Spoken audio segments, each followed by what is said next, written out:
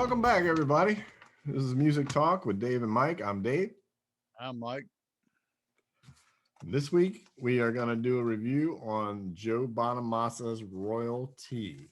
Looks Yes. like this. Now, I will tell you, of all the albums and CDs that we do, this is the absolute best CD case I've ever seen in my life. I mean, it really is. This thing is like supreme. You got the embossed gold royalty. I mean, Mhm. everything on here is embossed. The whole thing opens up into a trifold. The gate's a trifold. You got the teapot there with the CD, right? Yep. And then you got, looks like he's walking across Abbey Road, of course, because they recorded it in Abbey Road Studios in London. So he Mhm. wanted to bring his guitar with him, I guess. Anyway, and you got Big Ben right there. So the album cover is supreme. It's easy to read. He did it for old guys like me, I suppose, where I can see stuff, London Bridge, all that there.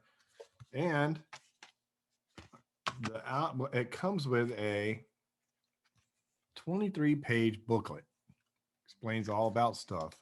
Like, I didn't know this, but before they went to record this, Anton Fig broke his foot. Really? Yeah. So they had to wait until his foot healed to do the recording. Wow. Yeah. He broke it like 4 months before they went in and recorded this. So I thought that was kind of wild.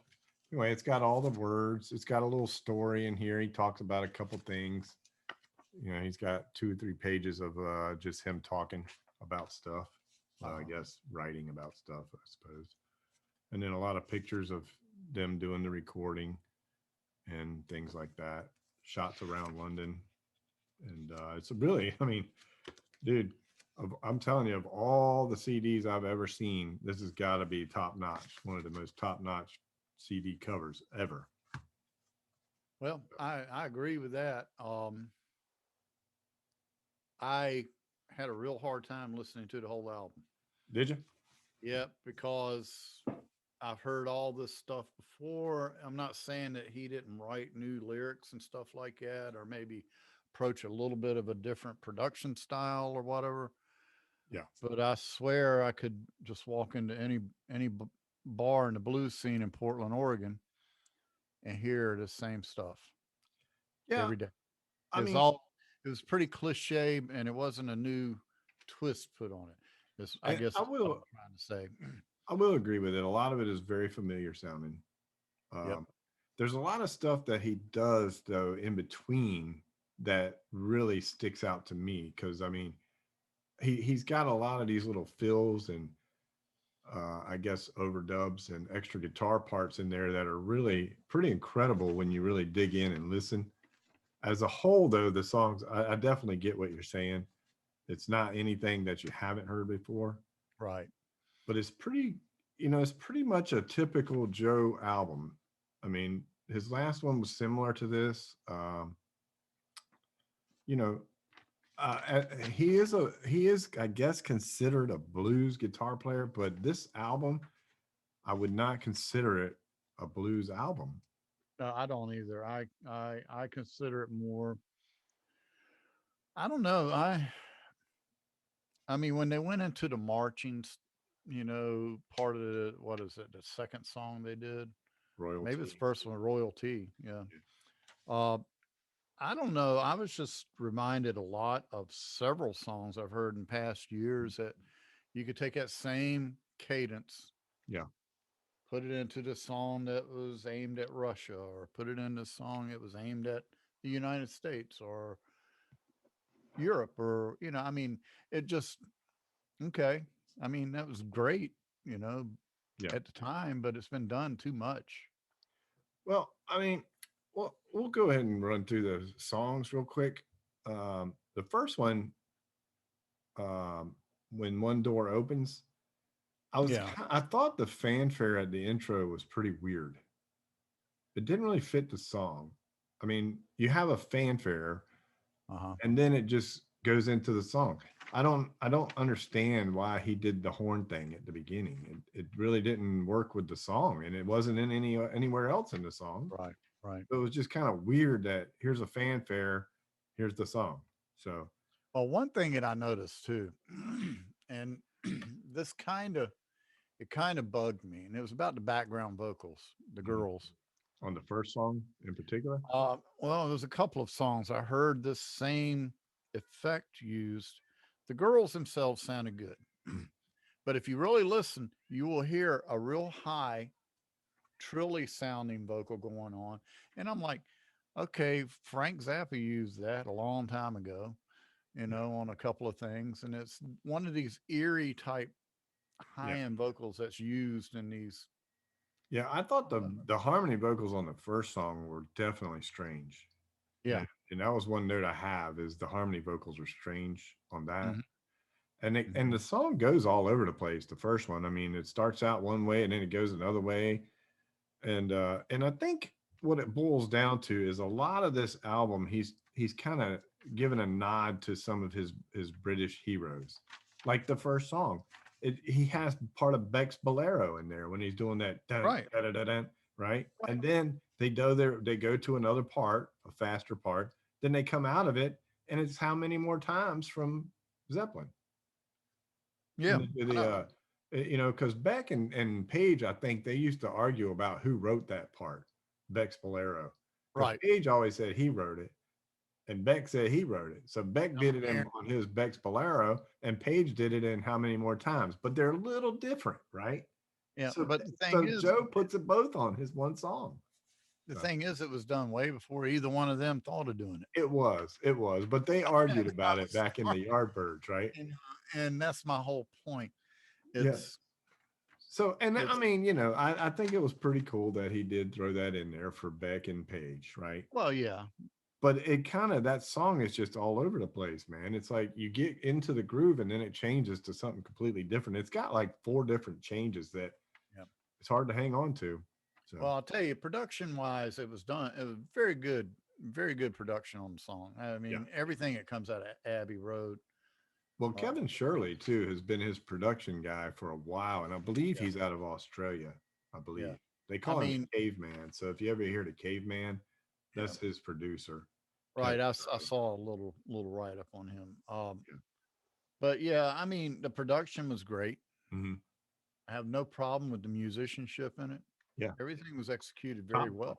And really, Um, Anton really impressed me on this album. I mean, he always does, no doubt, but man, he yeah, was super good on this one. yeah. Well, Anton's killer drummer, Yeah, you he know, really is.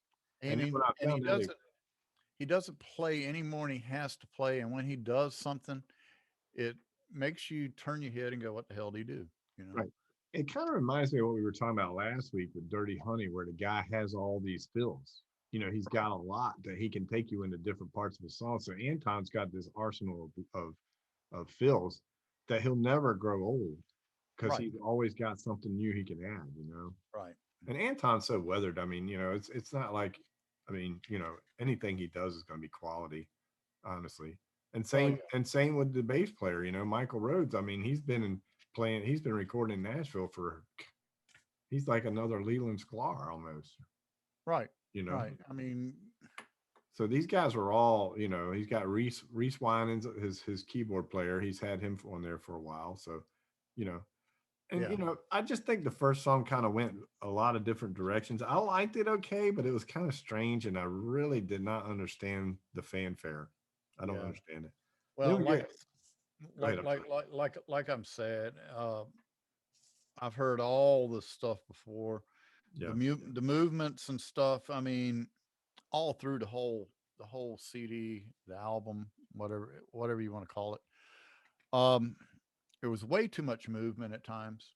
yeah, You couldn't really settle into a groove, and to me, half the fun is being able to anticipate where it's going, and it yeah, just lost me. And I think in small doses, I'd have had a lot more respect for it. But when I tried to listen to it cover to cover, I got tired of Joe's voice. yeah. Yeah, he's got a voice you got to kind of get used to. I mean, I've been hanging with Joe for a long time. I love Joe. Don't get me wrong. Yeah, I do And, too. and I mean, this song, I mean, this album falls right in place, really, with what he's done in the past. So it's not really that big of a surprise for me about this CD because like I said, the last couple have been sort of on this vein where he's playing every genre you can think of, right? Right. Mhm, So, mhm. and in Royalty, the title track is I really like the guitar riff that he does in it. It's super cool, and it reminds me a lot of like a John Mayall, Eric Clapton thing Right. on Royalty. Right. Um, and I think that's kind of a nod he was going with the John Mayall thing, maybe, Mhm. and the Blues Breakers and all them. Yeah. So that riff on there, I feel like that's kind of where he came up with that from. He had that on his mind. And I know he wrote the song about Harry and Meghan leaving, the royal whatever, Right. the big scene with Meghan and Harry, and they're not, the queen and all that mess. So he kind of wrote the song with them in mind, even though the words don't really pertain to them, but you could, I guess, you know. Anyway, he said he had them in mind when he wrote the song because he had heard something about him on the news that morning. So anyway, now the third song is one that I really like. I do have a couple problems with it. It's the "Why Does It Take So Long to Say Goodbye." It's a great song. The beginning of it is very haunting. It's got that little haunting guitar riff, and it ends with the same riff, obviously. But it's a really great slower song. The problem I had with it is when they get to the middle section and they start doing that vamp, that da da da da da da da da da da da da da da da da da da da. It lasted way too long for me. I mean, Uh-huh. they carried that thing on probably 12 measures, maybe. Yeah. I mean, 12 bars. I don't know, maybe more than that. It kept going on, and I'm like, get to the point, right? And then it goes into this really fast part, and then he solos over and it's fast. So it's a slow song. So I'm waiting for him to do like a slow burner blues solo. But he Uh-huh. didn't. He picked it up and got into this fast thing, and then it turned into another fast solo.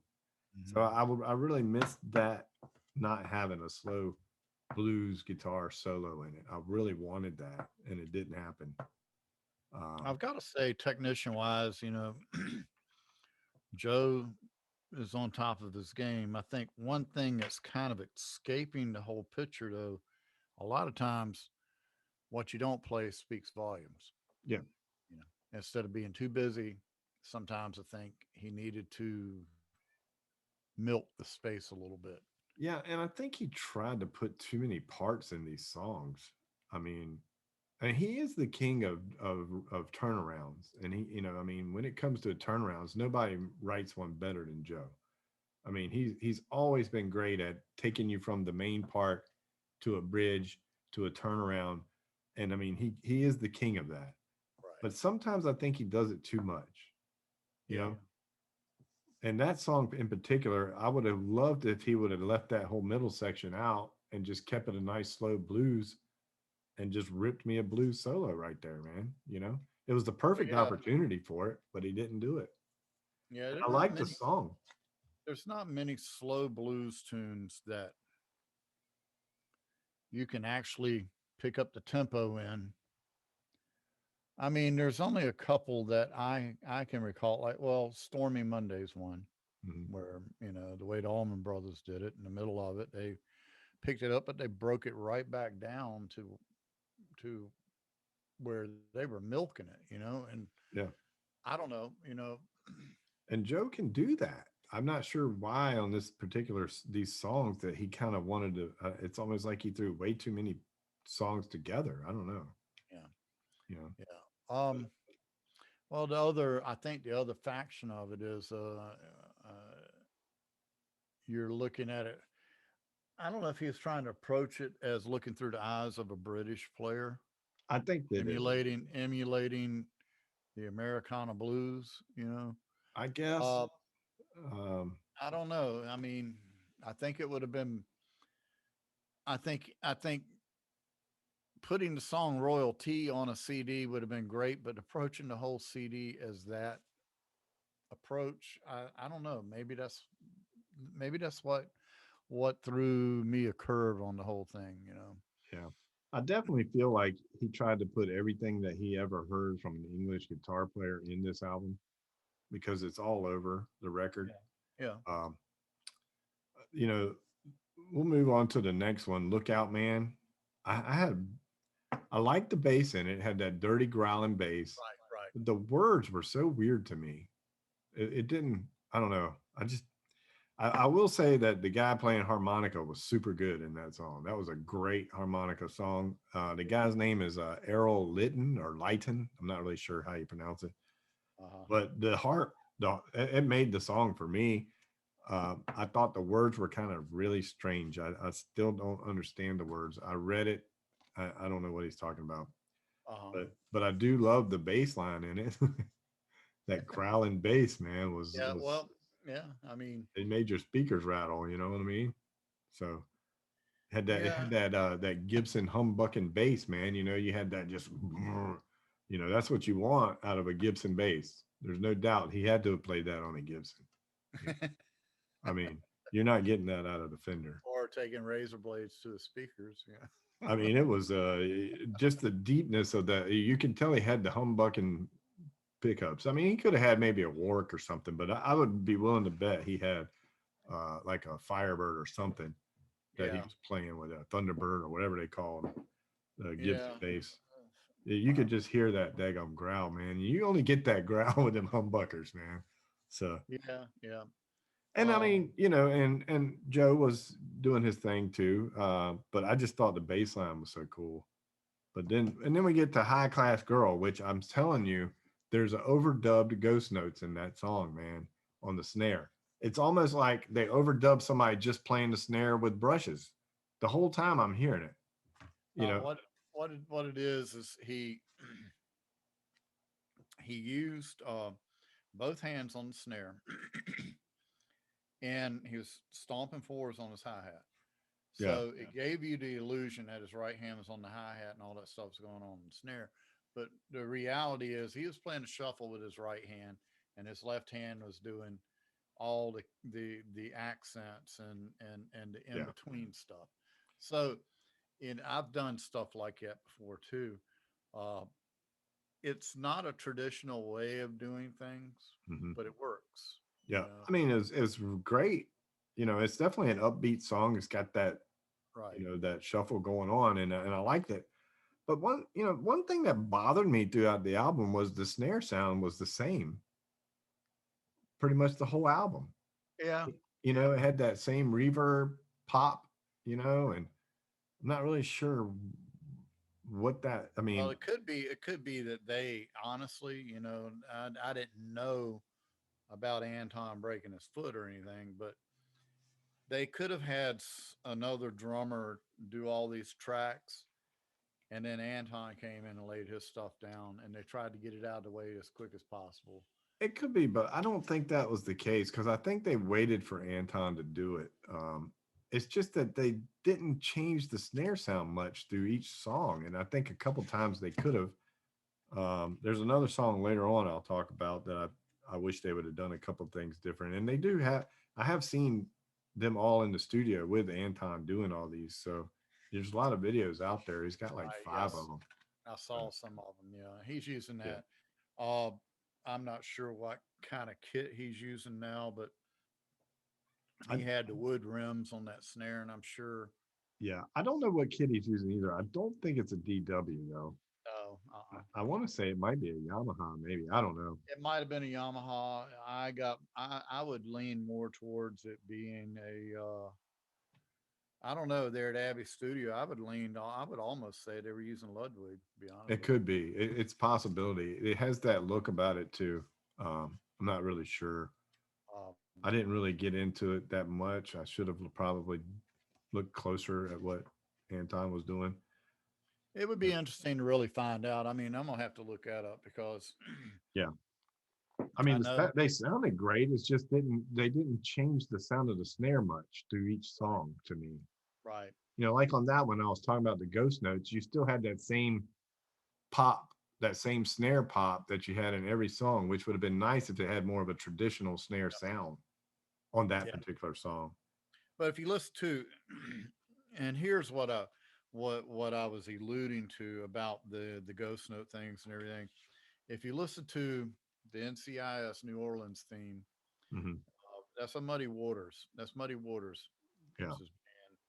and you listen to that snare work on that. It's a loose strainer, Right. big fat snare, Hmm. cracking.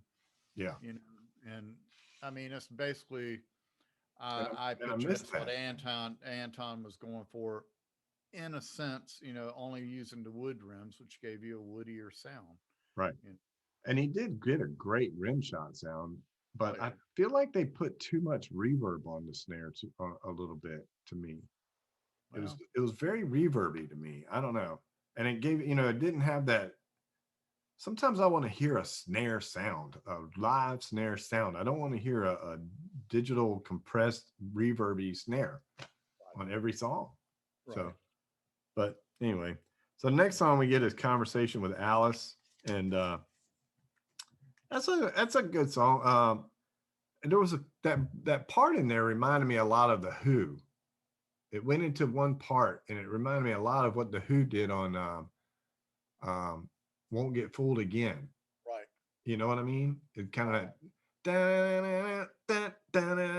it kind of reminded me of the Who there. So I feel like he was probably throwing Pete Townsend a nod on that one Yeah, it could be. again, You doing the know, British guitar guys, right? I mean, yeah, and if you want to approach it from that aspect, then that explains a lot of what my animosity about the album is.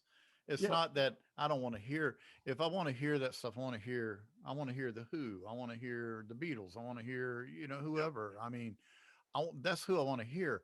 I was wanting to hear Joe Bonamassa. I didn't want to hear right. But a bunch again, of yeah, cliche stuff. but see, the thing too, I think that you're relying on a lot of what you know from Joe as being with Black Country Communion. Well, that too. Yeah. So, so really, I get that you like that you know that more about Joe, and to me, I know more about him being more of a blues guy, right? Yeah. So between the two of us, we're going into this album going, this is not what I was thinking was going to happen Right. on this Exactly. record. You're thinking Exactly. Black Country Communion. I'm thinking hot blues, right?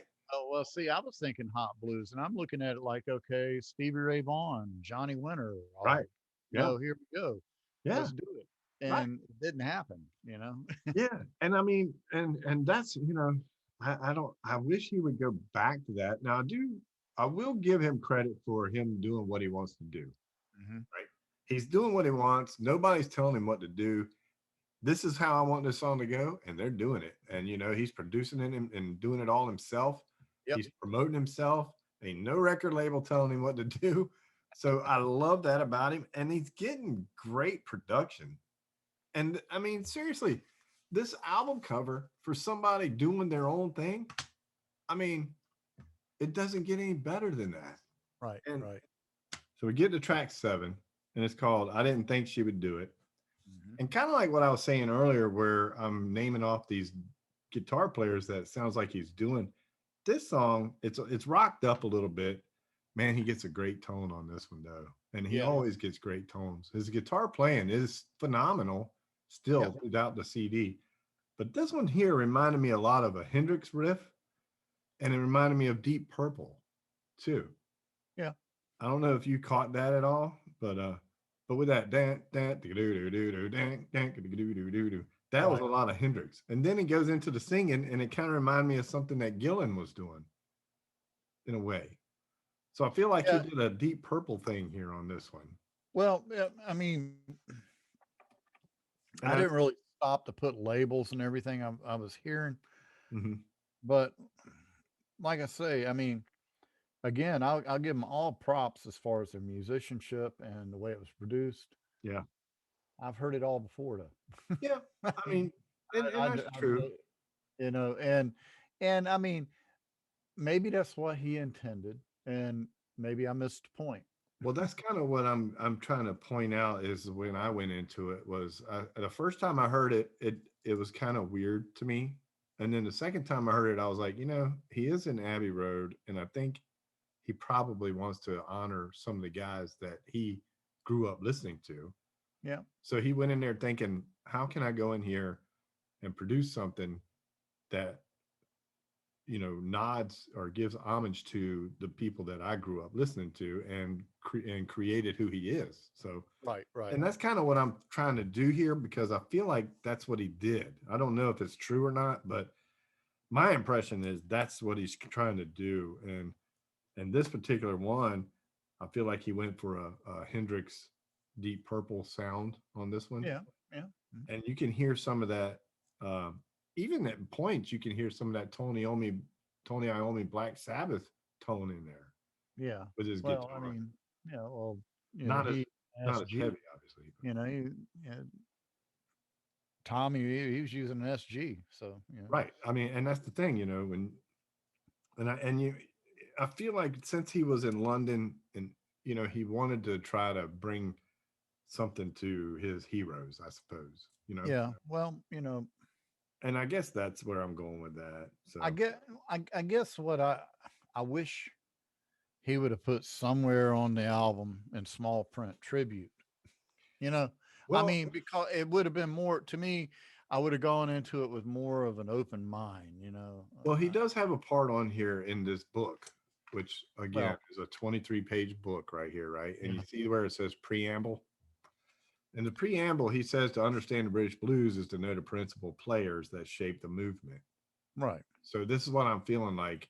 He went in and he honors all these guys. He's got Alexis Corner, John Mayall, Long John Baldry, Eric Clapton, Jeff Beck, Peter Green, Mick Jagger, Brian hmm Jones, Keith Richards, and Jimmy Page, right? And then you he left out talks about, Richie. uh, You left out Richie Blackmore. yeah, he didn't say Richie, which he does love Richie. I know he does, but anyway. Oh, And then he talks about how they took it all from the American blues, which is Muddy Waters, Howlin' Wolf, Buddy Guy, right. Robert Johnson, Big Joe Turner, Chuck Berry, and on and on and on, Yeah, yeah. and John Mayall. Mhm. So that's kind of what I think he was doing here was doing a little bit of an homage to them, and that's why you're hearing all these things that you've heard before because I feel like he wrote these songs around a riff that he may have associated with them, Right. maybe. So I'm just kind of going through here trying to figure out which songs go to which guitar player. You know what I mean? And Yeah. that's kind of what I'm feeling with this record. And Yeah. it's again, like you said, the musicianship is just phenomenal. Yeah. I mean, these guys can play anything. So, hmm hmm and that's kind of what you get on this number 7. It's an upbeat. I didn't think she would do it quicker. I do. When you were saying earlier about this effect that he put on the vocalist, this song here has a lot of flanger on his vocals, and it Right. kind of got to a point where I felt like they needed to not be as wet, because it was heavy wet on his vocals on that one, Yeah. super wet, and I felt like they should have cut that back a little bit. But and the backup vocals were doing that as well with a lot of flanger earlier in the album. So I Yeah. don't know. I just, all I know is that on the backup vocals, the one thing that stuck out to me, I don't know if it was just one song or if it was in several of them with the backup girls, they had that eerie, high pitched vocal happening in the background. And unless you're on a good system, you Mhm. can't really identify it, you They know? it was definitely prevalent in the first song, Yeah. and it was really weird to me Yeah. because it almost reminded me of like I'm watching a horror movie, right? Right. Right. hmm That's Yeah, exactly. what it sounded like was a theme to a horror movie. And I was it like, just reminded me of something that Frank Zappa would have done. I mean, it's like, yeah, I'm gonna throw this in here to really throw a curb to this whole situation. It's like, right. okay, Well, the next song we get to, number 8, is Beyond the Silence. And to me, this was the best song on the record.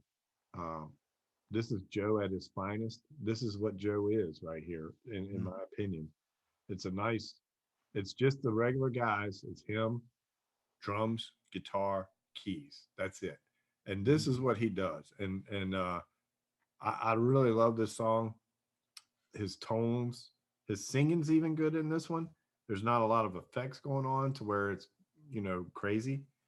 I just feel like they went in there and they knocked this one out the park. So The to one thing me, that is a Joe song. yeah, the one thing I'm gonna point out, getting back to the musicianship. of everything that we are listening to on this album. Now, I noticed in the videos that, okay, Anton Fig is using a full setup Mhm. in the studio. He's got one up, two down. He's using ride, two crashes, hi hat, and I don't know. He might have even had a splash here or there. But the last time I saw anything of him live with Joe Bonamassa, he was just using one up, one down, you know, and he had a ride and a crash and a hi hat, and that was it. And I'm like, okay. And he did a phenomenal job of that. And I think that was with two drummers on the instance that I'm talking about. It was Mhm. him and another drummer. And not sure if it was totally a Joe Bonamassa thing or if it was a total one of these big jam Right. type situations where they had. But Yeah, it could have I been. was glad. I was glad to see. I guess the point I'm getting at, I was glad to see that Anton was bringing a full kit into the scenario, and I hope he does that when he goes out live. I like the fact of using minimal equipment and being able to accomplish things, but that also limits you, which gets Yeah. back to the one sound on the snare drum, you know. Yeah. So you need a little change. I mean, guitar players carry around more than one guitar, Yeah. carry around more than one snare, or have the ability to change your sound. Yeah. Yeah, and that was the issue for me on the snare in this album was it sounded the same on every song. You know, Yeah. it was a Yeah. good sound, don't get me wrong, but like we'll go to the next song, nine, number nine, Lonely Boy, right? It's a rockabilly song, right? I liked that one. I Right. did. I liked it. There was two things that I had a problem with on that one, but before we get to that, that actually has Jules Holland on piano. Uh huh. So now you're getting the English thing again with Squeeze, Jules Right. Holland, Right. right? And the two things that I really wanted, and I don't know if this is a fact, but I I felt like it should have been on an upright bass, and it didn't sound like an upright bass to me. It sounded like an electric bass compressed so bad that that they wanted it to sound like an upright. But I wish it would have been done on an upright. And if it was, I'm mistaken, but honestly, it sounded like an electric bass, and I needed that uh I Vintage needed rock. that upright bass, man. You need the vintage rockabilly thing. You wanted to see Yeah, somebody stand that bass on its side and stand up on that arch yeah, and bend down and pull on them strings. Yeah. it's exactly what I wanted. Exactly. What is it? Earl Slick, I think, from the Stray Cats. Is that his name? Well, Stray Cats, and then I mean, look at the Blue Caps. Yeah, Gene right. Vincent Blue Caps. I wanted somebody beating the crap out of an upright on that song. And another Right, thing too, I wanted, even though I love what Anton did with the rim thing, the kick, right, right. I wish he would have did at least one part with some brushes, right? I wanted that Yeah, there, yeah, even if it would have just been the first verse, you yeah. know. But I But do love that rim thing he did. I got to tell you though that the rim thing was very clean. Uh, I was like, oh my god, and it it was almost makes me great. want to go ahead and get some wood rims and throw on my free floater snare that I've got, just to see what it does. Well, when I heard this song, I thought that same thing. You need to get some rims made of wood for your free floating snare, man. I have that written down right here, man. I do. Yeah, I do. Look, see, right. see Uh-huh. that. But no, No, that rim thing was really sweet though. What he was yeah. doing, I really did dig it. I just kind of wanted a little bit of a brush thing, but that's just me, honestly. Yeah, yeah. But I Um, mean, you got to look at it too. Look at Frank Beard with ZZ Top. yeah, Uh, you know, he's got the rim thing down too. It's he like, definitely does. I mean, he's got the great shuffle too. So, oh yeah, I oh mean, yeah. He's got that Texas shuffle, and I'm gonna tell you right, I still struggle to do that. I Texas cannot. shuffle is a lot different than a lot of other And shuffles. the Chicago shuffle, yes, Yeah, it is. yeah, yeah. And people don't understand that, but if you start listening to it, you know, just listen to uh, what was that? What was the biggest song ZZ Top did with that shuffle? Oh, Tush. Tush. Listen to Tush at that shuffle. Yeah. You I know, mean, it's hard to find. he's got to double down, on the bass drum, and I'm gonna dare any drummer that I know to sit there and do a double hand shuffle and kick that double downbeat and keep it proper. There's only a few that can do it. There really is. I mean, that I've played with. I mean, there's probably a lot of professionals, I obviously. can't do it. Yeah, I mean, it's a very tough beat, and people cheat on it constantly. When you hear that in a bar, they're not Mhm. playing it right. Well, it's like the Rosanna shuffle, Exactly. I see people cheat on that, and it's like the Steve Gadd, 50 Yeah, ways to leave your lover. yeah. People No one cheat on. plays I it cheat right. on that all the time. Everybody does. I mean, I can't play it the way Steve Gadd did. yeah. There's a lot of But songs I don't play like you're supposed to, but I play it the way I want to, and that's the way I give it to you. there you go. And And then we get I say, just drink another beer. drink another beer. You can sing with us, and you won't even notice the drums or the bass or whatever. So, and then the last song we get to is Savannah, which I like that song, Savannah. It had a nice two-part harmony. Joe's playing mandolin on there. Uh, it was a really good song. Definitely a Nashville sounding song to me. Uh, Something that you would hear on coming out of Nashville. So I feel Well, like, older Nashville. yeah, Now it's finger pops and sampling. yeah, that's not real Nashville. Uh, you know what I I'm mean by the sorry, you I know what I mean by the Nashville yeah, sound. yeah. Now you got to go down to Muscle Shoals. Yeah, maybe. Um, That doesn't even exist anymore, does it? yeah, it still exists if they got power. Because you remember we talked about on the And Chris it's not Stapleton. underwater. And Yeah, it's not underwater. right. If it's not underwater, right. So anyway, that wraps up the album. Overall, I mean, it's a great. It's not. It's a really good album for me. I liked it. I'll listen to it again. It's all over the place. I will tell you that. You can't go into it thinking you're going to hear a blues album or anything like that because it's not really like that. And I think that's okay because I hate putting labels on people anyway. So I feel like Joe went out and he wanted to play songs that paid homage to the people he grew up listening to, and he wanted to throw something at them. And he was in London, felt like he needed to do this, I guess. And that's what I think I'm hearing on this record. I'm hearing a lot of his influences on this one, and I mean, I liked it. You know, I'm gonna give it an 8.3 myself. Uh, I was I think it's a good one. There's like four really good songs that I really like. The rest of them kind of sound like something you would hear in the past that you've heard before, obviously. But there's some stuff on here that really shine for me. I really like Beyond the Silence. I think that's a great song. Why Does It Take So Long to Say Goodbye is another great song. Um, he did a lot more. I think if he would have done like you said and let some of these songs breathe more, it probably would have been a better CD. I probably would have brought it up some. But because of the fact that he tried to put so much in each song, it kind of brought it down a little bit for me. And 8.3 is kind of high. You're probably not going to give it that high. No, I I'm gonna go with probably about a 7. Yeah. You Yeah, I know, knew you probably wouldn't care much for it as much as I would because uh, this is what Joe does for me, and I know this is what to expect from Joe. I just really wish he would have done some more slow blues with yeah, some slow blues guitar. Great production, great musicians. yep, I just think that each song went too many places for me on this. yeah. It was a little too confusing for me. I think he would have been better off if he would have, I don't know, maybe approached it like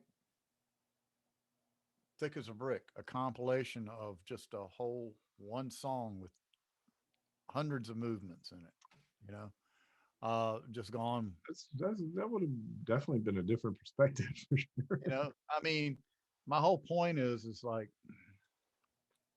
I was looking to hear Joe Bonamassa and Anton Fig Mhm. and all the rest of the musicians, and they were, believe me, performing at the top of their game.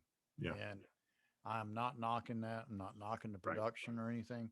I just think that it was a little too much cliche ish to put the to Can you put say that the again after put another beer? the cliche ish. Hey, that'd be a great name for an album. Cliche-ish. But no, I mean, I didn't have the luxury of having the CD or the booklet or any of that to do any of the reading on it. Yeah. It might have changed my perspective a little bit. I don't really think so. Um, I'm glad that he was paying tribute. You know, I don't know. I just felt like I was looking for a little bit more. I mean, I said this earlier. I don't know if I said it earlier on the mic here, but I was looking at this as going into, okay, great. I'm going to hear Joe Bonamassa, and I'm expecting along the level of like a Stevie Ray Vaughan, Texas Flood, just something just going to knock your eyeballs out, and totally blues oriented, Yeah. but at the same time very fresh and a very real approach. And what we got was a cliche approach, and I was kind of let down. You Yeah. know, I mean, I think if you would listen to like maybe Dust Bowl or something in his past, is probably what you would be looking more at, what you were expecting more. right? Um, because those were where he really made his name. I mean, those are the albums that really defined what he did, Blues Deluxe, A New Day Yesterday, all those songs. I mean, those were hardcore, you know, bluesy songs. But And again, then, and even on Different Shades of Blue back in 2014 was more of a blues album. But then he gets to like Redemption was the last album he did.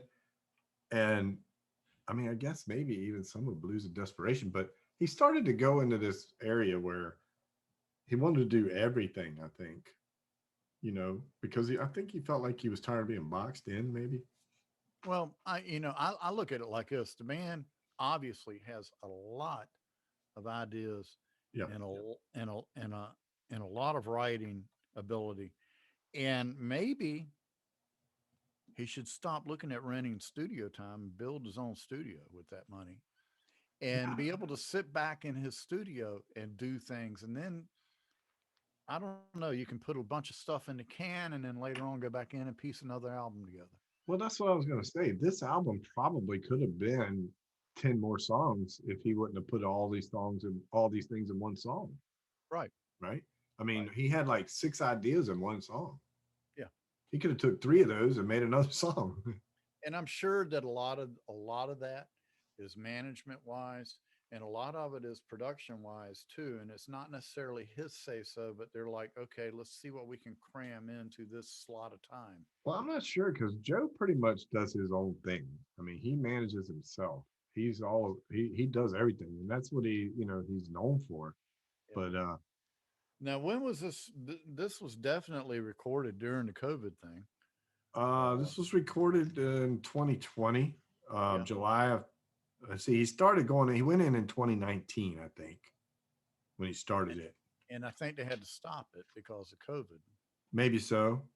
Yeah, probably. and, You know. and which is another thing. Okay, there's another time crunch here. Yeah. Yeah.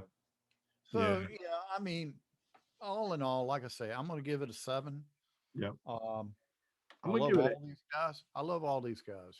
Yeah, they're great. They're great musicians. I'm gonna give it an 8.3 because I mean I was expecting it.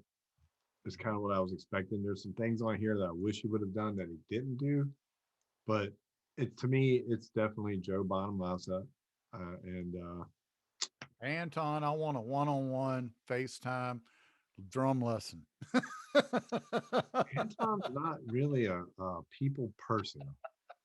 He doesn't ever really come. I don't think he's That's very all people. right. I That's don't all think he's right. people. You might have a better chance of talking to You don't Paul have to. You Schaefer. don't have to talk to me. Yeah, just show me something, right? Show me some stuff. Yeah, he is a great drummer, no doubt. So. Oh All yeah. right, well, that's it. We'll wrap it up. That was Joe Bonamassa Royal T. I gave it 8.3. Mike gave it a 7. Let Yep. us know what you think about it. Leave us a comment, like and share, subscribe, all that good stuff. And tell us if we're screwing up. Well, I mean, we're I mean, screwing up, doing something wrong. right, right. We're trying. We're trying. So anyway, well, until next time, everybody be safe out there. That's right. Be safe, peace out, and rock and roll, and enjoy the music.